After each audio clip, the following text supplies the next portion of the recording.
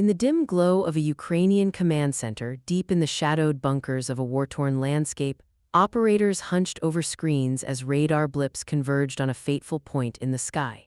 It was early December 2025, and what unfolded next would send shockwaves through military circles worldwide.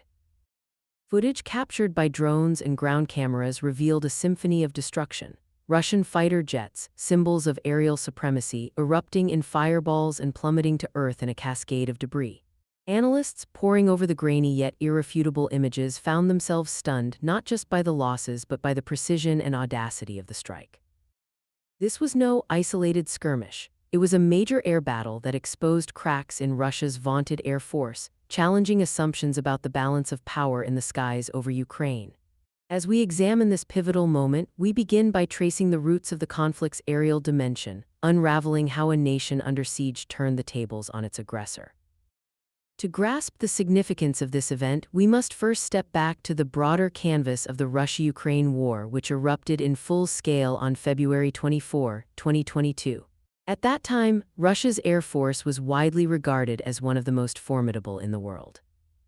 With over 1,500 combat aircraft, including advanced models like the Sukhoi Su-34 fighter bomber and the Su-35 multi-role fighter, Moscow held a clear numerical and technological edge. These jets were designed for a variety of roles. The Su-34, for instance, excels in precision strikes against ground targets, carrying guided bombs and missiles, while the Su-35 is a highly maneuverable air superiority fighter equipped with advanced radar and electronic warfare systems. In simple terms, air superiority means controlling the skies to support ground operations, deny the enemy freedom of movement, and protect one's own forces from aerial threats. Russia aimed to achieve this quickly, launching waves of missile strikes and air sorties to cripple Ukraine's infrastructure and military. Ukraine, by contrast, entered the war with a much smaller air fleet, around 100 operational aircraft, mostly aging Soviet-era models like the MiG-29 and Su-27. These were reliable but outdated, lacking the modern avionics and stealth features of their Russian counterparts. In the war's early days, Russia exploited this disparity, conducting hundreds of sorties daily to bomb cities, supply lines, and troop concentrations. Ukrainian pilots, brave as they were, faced overwhelming odds. Many engagements ended in losses for Kiev, with Russian jets operating with relative impunity. However, Ukraine's strategy shifted toward survival and adaptation. Rather than seeking direct dogfights, close-range aerial combats where pilots maneuver to gain firing positions, Ukraine focused on ground-based air defenses. These include surface-to-air missile (SAM) systems, which launch missiles from the ground to intercept aircraft at high altitudes. Key to this evolution was international support. Western nations, led by the United States and European allies, provided advanced systems like the Patriot missile battery from the U.S., capable of engaging targets up to 150 kilometers away, and the Iris-T from Germany, effective against low-flying threats. These were integrated with Ukraine's existing S-300 and Buk systems, creating layered defenses: short range for immediate threats, medium range for approaching aircraft, and long range for strategic strikes. Drones played a growing role too: unmanned aerial vehicles, UAVs that could scout enemy positions, relay real-time data, and even carry out strikes. Financially, this aid totaled billions. Politically, it signaled a commitment to Ukraine's sovereignty without direct NATO involvement, avoiding escalation into a broader conflict. As the war dragged into its third year by 2024, patterns emerged. Russia adapted by using glide bombs, conventional explosives fitted with guidance kits to extend their range, allowing pilots to release them from safer distances. These weapons devastated Ukrainian frontlines, but they required jets to fly predictable paths, creating vulnerabilities. Ukraine countered with hit-and-run tactics, ambushing Russian aircraft during these bombing runs. By mid-2025, losses mounted on both sides, but Russia's deeper reserves masked the strain. Pilots faced fatigue, maintenance issues plagued fleets, and sanctions limited access to spare parts. Yet Moscow maintained pressure, launching over 40,000 glide bombs in the first 11 months of 2025 alone, according to reports from Ukrainian intelligence. This sets the stage for the events of December 2025, a period marked by intensified aerial activity amid grinding ground battles in eastern Ukraine. Let us break down the major air battle step by step, drawing on verified accounts and footage that has since circulated widely among military experts. It began in the waning days of November 2025, as Russian Forces pushed toward key positions near Avdiivka, a town in Donetsk Oblast that had become a symbol of Ukrainian resistance. Avdiivka's strategic value lies in its location. Controlling it opens corridors for further advances into Ukrainian-held territory. Russian commanders ordered increased air support, deploying Su-34 and Su-35 jets from bases in occupied Crimea and southern Russia. These sorties typically involved groups of 2 to 4 aircraft, flying at medium altitudes to avoid ground fire while positioning for glide bomb releases. On December 1, 2025, Ukrainian intelligence detected unusual activity. Radar networks bolstered by Western-supplied systems picked up multiple Russian jets lifting off from Belbek Airbase in Crimea, a key hub for Moscow's Black Sea operations. The aircraft headed northeast toward the front lines. Ukrainian operators using integrated command systems tracked their paths in real time. This integration is crucial. It combines data from satellites, ground radars, and drones to create a comprehensive picture of the battle space, what military planners call situational awareness. As the Russian jets approached, Ukrainian forces sprang the trap. Hidden SAM launchers, repositioned under cover of night, locked onto the targets. The ambush was timed for the moment when the jets were most vulnerable, during their climb to release glide bombs when speed and maneuverability are reduced. Missiles launched in salvos, first to overwhelm electronic countermeasures like jamming pods that disrupt radar locks, second to ensure hits amid evasive actions. Footage from Ukrainian drones shows the sequence clearly, streaks of light ascending from the ground, followed by bright flashes as warheads detonated near the aircraft. The first confirmed hit was on an Su-34, a twin-seat bomber carrying a payload of glide bombs. The missile struck its fuselage, igniting fuel tanks and sending the jet into a fatal spin. Debris rained down over rural fields, captured in high definition by a nearby drone. Seconds later, an Su-35, designed for air-to-air combat, attempted to evade, banking sharply, but was caught by a follow-up missile. Its advanced radar, meant to detect threats early, failed against the coordinated barrage. Reports vary on the exact number downed. Initial Ukrainian claims cited 4 jets, while Russian sources acknowledged 2 losses, attributing them to technical malfunctions. Independent analysts, cross-referencing satellite imagery and social media posts from locals, confirmed at least 3, 2 Su-34s and 1 Su-35.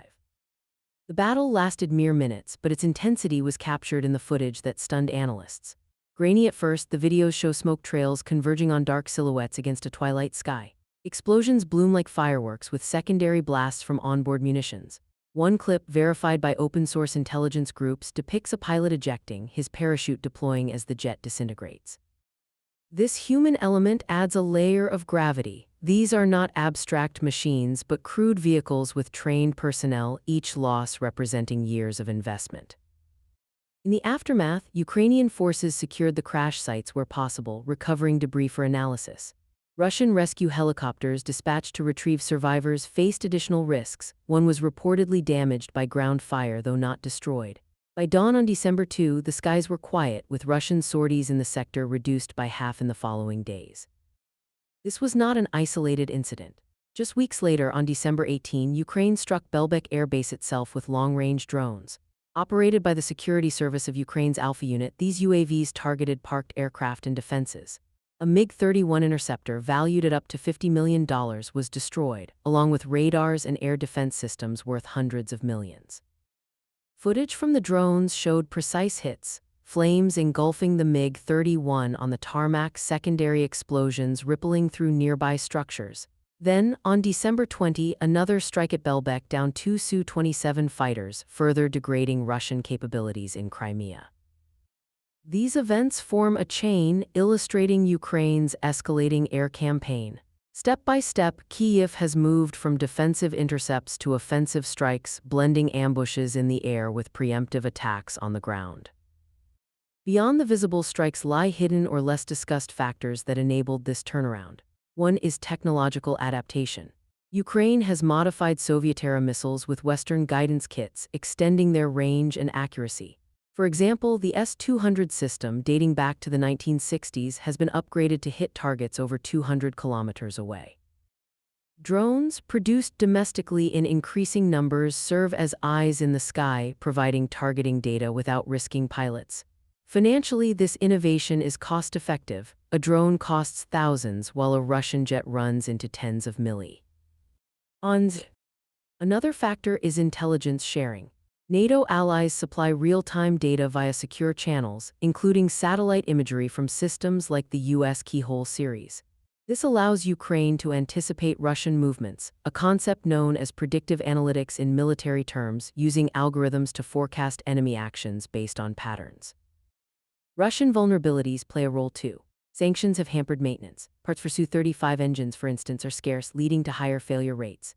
Pilot training has suffered, with experienced crews lost early in the war and replacements rushed through programs. Less discussed is the psychological toll. Russian pilots, once confident, now hesitate, flying fewer missions to avoid risks.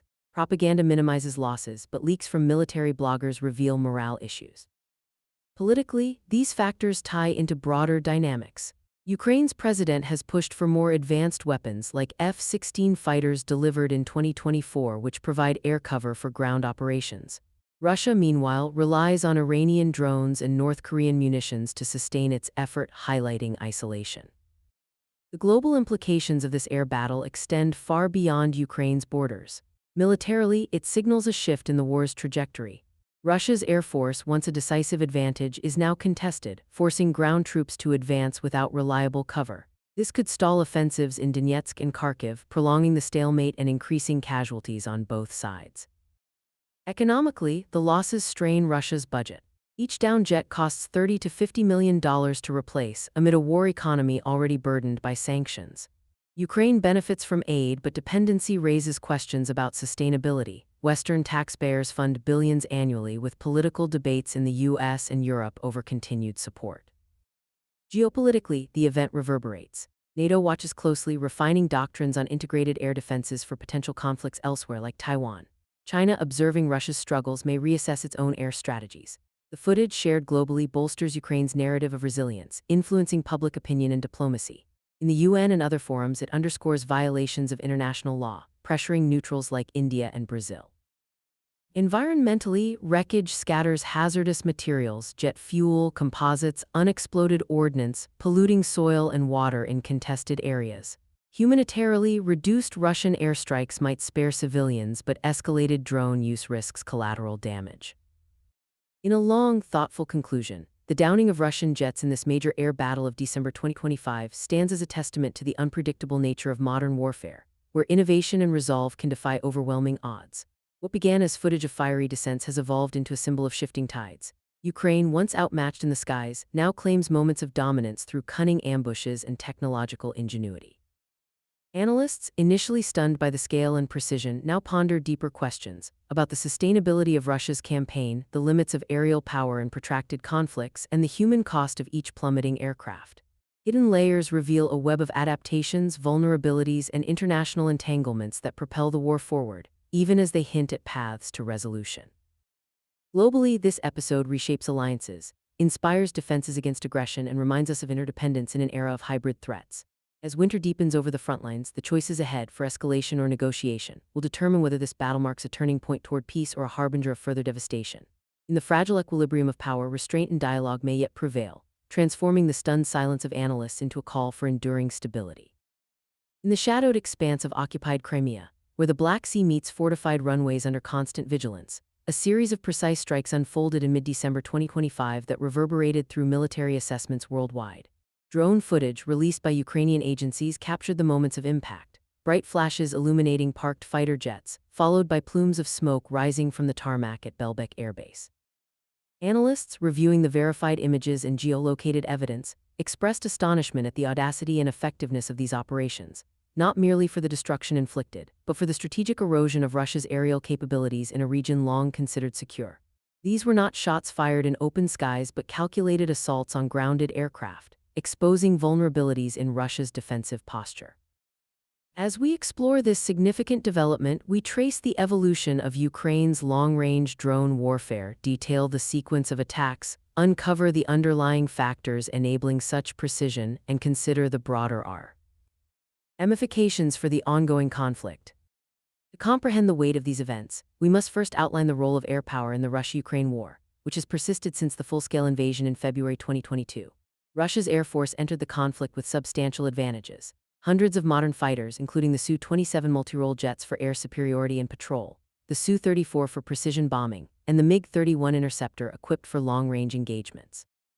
These aircraft, stationed at bases like Belbek in Crimea, have supported ground operations, patrolled maritime zones, and launched standoff strikes to minimize risks to pilots.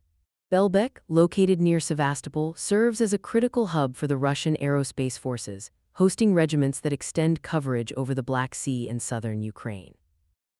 In military terms, denying an adversary air superiority involves not just intercepting flights but degrading their ability to operate from forward bases through attrition of aircraft, radars, and supporting infrastructure.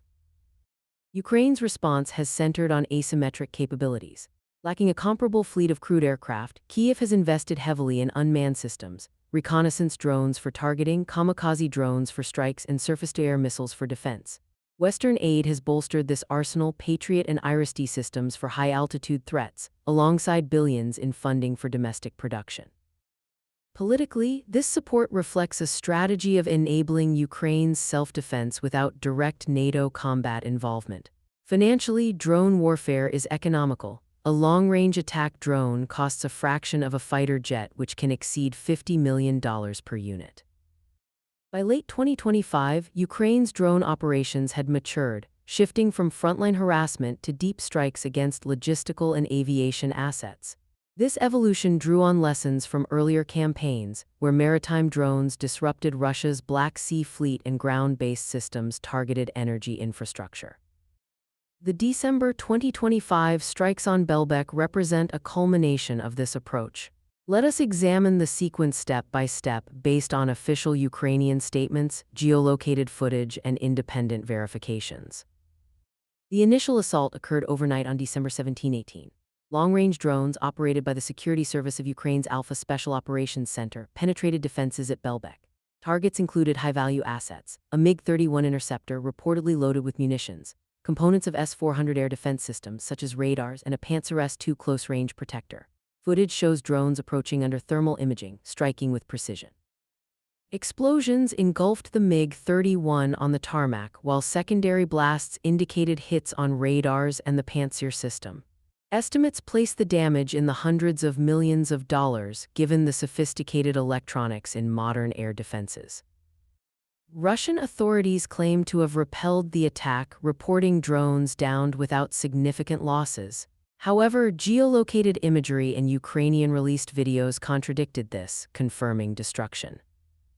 Days later, on December 1920, a follow-up strike targeted the same airfield. Drones hit two Su-27 fighters, one reportedly taxiing with full armament, preparing for a mission. Footage captures the jets erupting in flames with one on the runway edge. This second operation underscored persistence. Despite heightened alerts, Ukrainian forces exploited gaps to inflict further attrition. These were part of a broader pattern. Earlier in December, strikes hit other Crimean sites, including Kacha airfield, where a MiG-29 was destroyed. Collectively, the Belbek raids degraded Russia's ability to maintain air patrols and respond to threats in the Black Sea region. Analysts were stunned by several elements: the repeatability of deep strikes, the accuracy against protected assets, and the timing, catching aircraft vulnerable on the ground or during preparation. This shifted perceptions from Russia's presumed sanctuary in occupied territories to contested airspace even far from the front line. Hidden factors contributed to these successes, often underappreciated in initial reports. Technological innovation stands foremost. Ukrainian drones incorporate advanced navigation resistant to jamming and terminal guidance for pinpoint accuracy. Domestic production scaled rapidly, with models capable of ranges exceeding 200 kilometers. Intelligence integration is key. Real-time data from satellites, reconnaissance UAVs, and human sources enables targeting parked aircraft and transient vulnerabilities. Russian countermeasures reveal weaknesses. Sanctions have restricted access to components, complicating repairs to radars and electronic warfare suites. Bases rely on layered defenses, long-range S-400 for approach, Panzer for close-in, but gaps emerge from repositioning or maintenance. Pilot and crew shortages compounded by losses limit operational tempo, leaving more aircraft grounded. Less discussed is the psychological impact. Repeated penetrations erode confidence in base security, prompting resource diversion to hardening shelters, a costly endeavor amid broader strains. Politically, these operations align with Ukraine's strategy of imposing sustained costs, pressuring Russia without escalating to crude air engagements. Indigenous communities in Crimea, marginalized under occupation, face indirect risks from heightened military activity. The global implications are multifaceted. Militarily, degrading Crimean aviation constrains Russia's support for southern fronts and Black Sea operations, potentially easing pressure on Ukrainian maritime exports. Economically, each destroyed jet and system represents irreplaceable losses for Russia, straining a defense budget already inflated by the war. Geopolitically, the footage bolsters Ukraine's case for continued Western aid, demonstrating effective use of resources. NATO observes closely, refining doctrines for drone swarms and base defense in hybrid conflicts. For neutral states, it highlights the viability of asymmetric resistance against superior forces. Environmentally, wreckage and munitions pose long-term hazards in sensitive coastal ecosystems. Humanitarily, reduced Russian air activity might spare civilians from certain strikes, though the conflict's prolongation exacts broader tolls. In extended reflection, Ukraine's December 2025 strikes on Belbek airfield, capturing Russian jets in stunning footage that left analysts reassessing capabilities, illuminate the transformative role of unmanned warfare in protracted conflicts. What appeared as isolated explosions reveal a methodical campaign, eroding an adversary's strengths through persistence, innovation, and precision. Hidden elements, technological leaps, intelligence fusion, and exploitable vulnerabilities enabled Ukraine to contest domains once dominated by Russia. Globally, these events underscore shifting paradigms. Air power now measured not solely in crewed fleets but in resilient, scalable systems. The implications extend to security architectures worldwide, prompting reevaluation of defenses against emerging threats. As the war endures into its fourth year, such operations remind us of resilience amid asymmetry, yet also of the urgent need for resolution. Pathways forward lie in diplomacy reinforced by deterrence, integrating diverse perspectives to forge sustainable peace. In this evolving battlespace, the choices of nations will shape whether technological ingenuity hastens de-escalation or entrenches division, echoing far beyond Crimea's shores.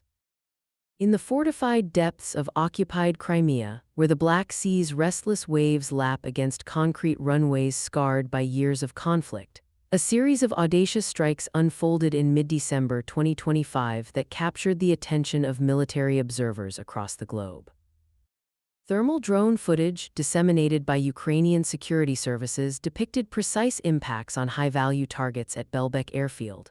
A MiG-31 interceptor engulfed in flames, followed days later by two Su-27 fighters erupting on the tarmac, one reportedly armed and moments from takeoff. Analysts examining the geolocated videos and satellite corroboration expressed profound surprise at the repeatability and depth of these penetrations into a heavily defended site, challenging long-held assumptions about Russia's ability to safeguard its aerial assets in rear areas. This was not a fleeting raid but a sustained campaign of attrition, highlighting Ukraine's evolving capacity for long-range unmanned operations amid a war entering its fourth year. As we dissect this pivotal episode, we trace the maturation of Ukraine's drone strategy, chronicle the sequence of attacks, explore the enabling factors often overlooked, and assess the wider consequences for the aerial dimension of the conflict. To fully appreciate the import of these strikes, we must first contextualize the broader aerial contest within the Russia-Ukraine war, ignited by Moscow's full-scale invasion in February 2022. Russia's aerospace forces commenced operations with overwhelming superiority, boasting over 1,000 combat aircraft, including advanced platforms stationed in Crimea such as the MiG-31, a long-range interceptor capable of carrying hypersonic Kinzhal missiles, and the Su-27, a versatile air superiority fighter. Belbek airfield near Sevastopol emerged as a vital node, facilitating patrols over the Black Sea, support for ground forces in southern Ukraine, and rapid response to maritime threats. In basic terms, air bases like Belbek function as force multipliers. They house aircraft, radars for detection and guidance, and air defense systems to protect these assets, enabling sustained operations far from Russian territory. Ukraine's initial aerial posture was defensive and constrained, with a pre-war fleet of fewer than 100 operational aircraft. After many Soviet legacies, Kyiv relied on ground-based defenses and ingenuity to contest the skies.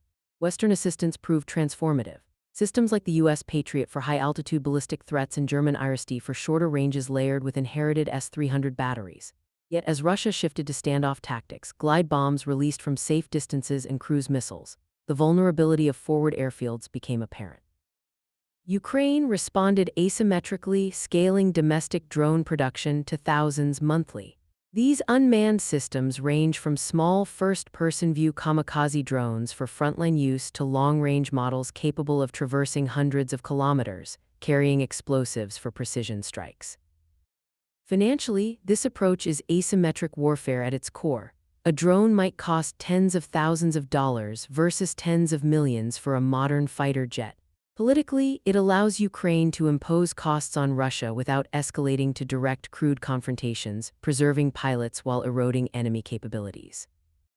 By 2025, Ukraine's unmanned operations had progressed from opportunistic hits to systematic targeting of logistical and aviation infrastructure. Earlier strikes degraded Black Sea Fleet vessels and energy facilities. Now, attention turned to Crimean airfields, exploiting Russia's dispersed but static assets. The December 2025 campaign against Belbek exemplifies this maturation. Let us reconstruct the events chronologically, relying on official Ukrainian disclosures, verified footage, and independent analyses. The sequence commenced overnight on December 17, 18. Long-range drones directed by the Security Service of Ukraine's Alpha Special Operations Center infiltrated defenses at Belbek. Primary targets included air defense components and aircraft, a Panzer S-2 close-range system, radars from the S-400 complex, including a 92N6 engagement radar and Nebo SVU early warning variant, and a MiG-31 interceptor reportedly loaded with munitions. Thermal imagery from the drones captures the final moments, silhouettes against the night sky, followed by detonations illuminating hangars and runways. Secondary explosions suggest hits on fuel or ordnance stores. Ukrainian estimates valued the damage in hundreds of millions of dollars, factoring in sophisticated electronics irreplaceable under sanctions. Russian officials downplayed the raid, claiming most drones intercepted with minimal impact. Yet, geolocated video and subsequent imagery revealed scorch marks and wreckage consistent with successful strikes. Undeterred, Ukrainian forces mounted a follow-up on December 1920. Drones targeted two Su-27 fighters, one on the taxiway, fully armed and preparing for sortie, another parked nearby. Footage shows direct impacts, flames consuming fuselages and debris scattering across concrete. The control tower sustained damage, complicating flight coordination. This repeatability, striking the same base within days, underscored enhanced planning and evasion of adjusted defenses. Supporting actions included a strike on a RSP-6M2 landing radar at another Crimean site, further disrupting operations. Collectively, these raids inflicted losses equivalent to several high-end aircraft and critical sensors, degrading Belbek's effectiveness as a forward hub. Analysts were stunned by the operational tempo, precision against guarded targets, and exploitation of vulnerabilities like aircraft vulnerability during ground phases, refueling, arming, or taxiing. Deeper factors, less prominently discussed, underpin these achievements. Technological refinement is paramount. Ukrainian drones now feature jam-resistant navigation, artificial intelligence for terminal guidance, and low-observable designs to penetrate electronic warfare screens. Domestic industry, bolstered by international components, produces variants with ranges exceeding 200 kilometers and payloads sufficient for destructive effect. Intelligence fusion enables such accuracy. Real-time feeds from reconnaissance drones, satellite partnerships with allies, and possibly human networks identify transient opportunities like aircraft positioning. Russia's defensive posture reveals gaps. Sanctions impede radar maintenance and missile replenishment. Layered systems, long-range S-400, short-range Panzer, suffer from coordination delays or depletion after intercepts. Less examined is the cumulative strain. Repeated penetrations force resource allocation to base hardening, shelters, decoys diverting from offensive needs.